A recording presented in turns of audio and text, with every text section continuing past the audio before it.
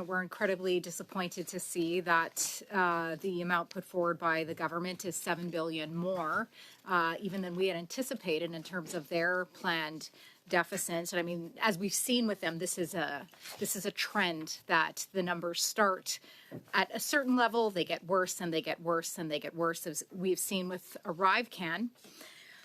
In your report on refocusing government spending, you stated that $500 million was planned to reduce in consulting, other professional services, and travel. $350 million was from professional services.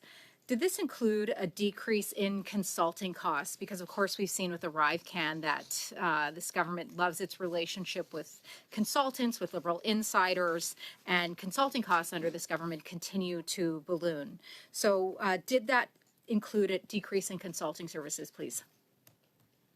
So the refocusing government spending, the $500 million in savings for the fiscal year that is ending this year, is $150 million coming from travel services, a reduction in travel expenditures, and the remainder, so $350 million, is expected to come from a reduction in consulting services. These amounts have already been frozen by the Treasury Board, so departments cannot access them.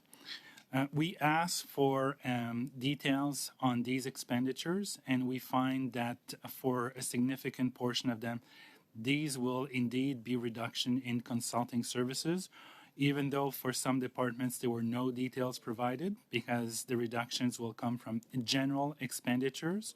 So it's difficult to be absolutely certain that the totality of the 350 will be a reduction indeed in consulting services. Right. In reviewing your report, it actually seemed to me, and having been a public servant in charge of cost centers, I have a good understanding of them. It does seem like for two major areas, both defense and Indigenous services, were either funds that were in a reserve or which were just going to be given back anyway. So in my opinion, the Treasury Board president certainly has failed on her objective, which she set for herself back in July or August, I believe that it was, this past summer. Now,